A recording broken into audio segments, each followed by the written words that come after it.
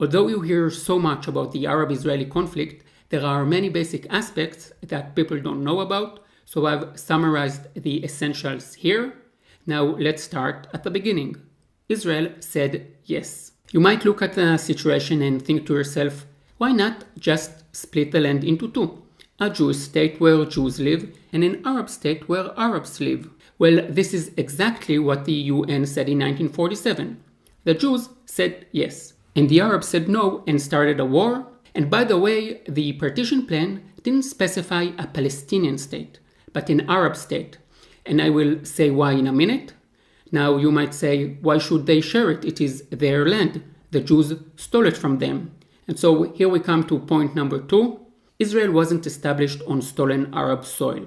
Unlike the first European settlers in North America and Australia, who took the land from the natives, the Jews bought all the land they settled on. Show me one case in which Jews took land that didn't belong to them before 1948. And by the way, I can give you many names of Jewish villages that had to be evacuated because of Arab violence in the 20s and the 30s. Hebron, Hartuv, Bnei Yehuda, Kfar HaShiloach. I will leave the complete list below. And by the way, another fact that people are not aware of is that Jews have always lived in the land of Israel. Even before the advent of Zionism, there were more Jews living in Jerusalem than Muslims. In 1870, there were 11,000 Jews and only 7,000 Muslims in Jerusalem. After the 1948 war, the Arab lost some land, but this is what happens when you start a war. You might lose. Look at the Germans. They started a war in 1939 and lost 25% of their territory. You don't hear about any Germans wanting to reclaim their lost territory from Poland. The State of Israel wasn't established as compensation for the Holocaust. Another misconception that many people have, including Israelis by the way, is that Israel was established as compensation for the Holocaust. The notion that the world was so shocked by the Holocaust that it gave the Jews a country is very naive. This is not how world politics work. The establishment of Israel, like the establishment of many other countries, has more to do with the outcome of World War II. After every world war, World War I, World War II, and the Cold War, there is a new world order. After World War II, many countries were established on the territories of the French, British, and Japanese empires that had collapsed: Jordan, Syria, Pakistan, India, South and North Korea, and Israel. Jews and Arabs didn't live together peacefully in Arab countries. The idea that Jews live peacefully in Muslim countries before the advent of Zionism is false. Yes, there was a golden age of peaceful coexistence, but it was short and it dates back 800 years. In all Muslim countries where Jews lived, from Morocco in the west to Iran in the east, from Syria in the north to Yemen in the south, Jews suffered discrimination, pogroms, and racial violence before the advent of Zionism. After the establishment of Israel, almost all of the Jews who lived in Arab countries, some 800,000 people, had to flee to Israel. The name says it all. We are called Jews because we come from Judea, the area around Jerusalem. Simple. But where does the name Palestine comes from? In order to understand this, you need to go 2,000 years back. Jews lived in the land of Israel under Roman rule. In the year 132, the Jews rebelled. The Romans wanted to punish the Jews, so they changed the name from Judea to Palestine. The Romans didn't invent the name. The name was first mentioned in the writing of Herodotus, the Greek historian, to describe the land of the Philistines. The name then spread out from the Romans to many European languages, but it was never a name of a people, only a name of a region.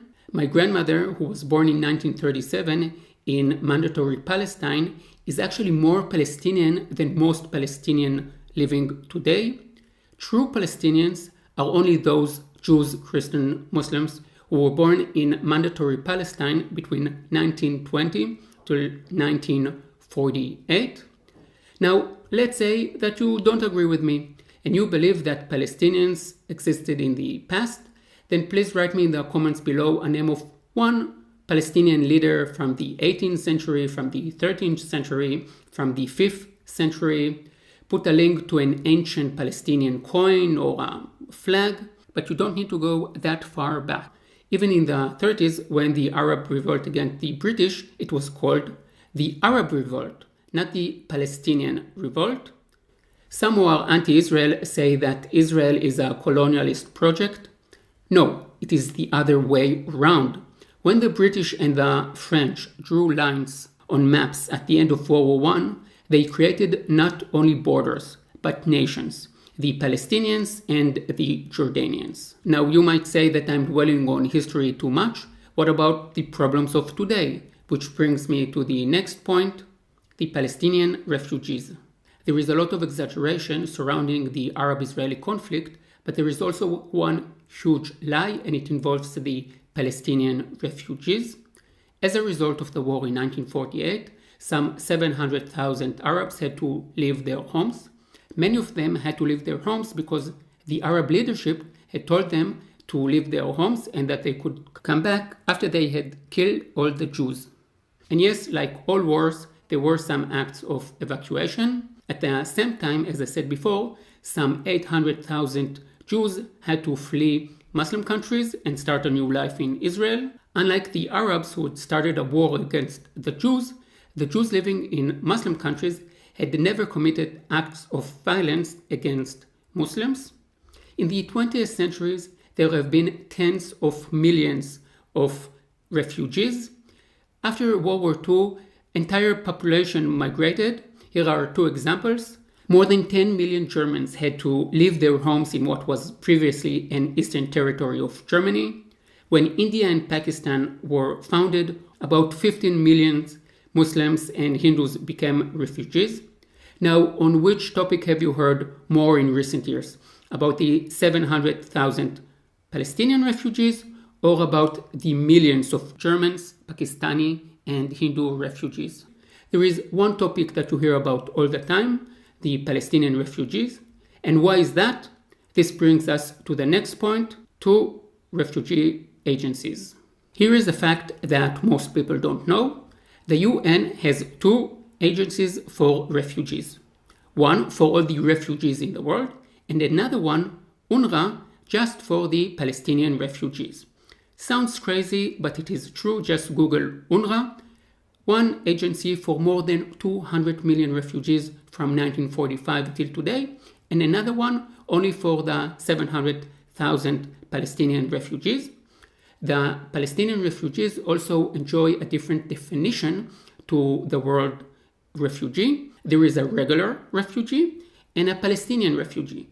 The Palestinian refugees get to keep the title refugees and pass it on to their children and grandchildren. So with each generation, there are actually more and more Palestinian refugees. You understand? The UN, instead of helping the real people in need, is paying for the grandchildren of the Palestinian refugees from 1948. The Palestinian refugees also hold to the idea of what they called the right of return.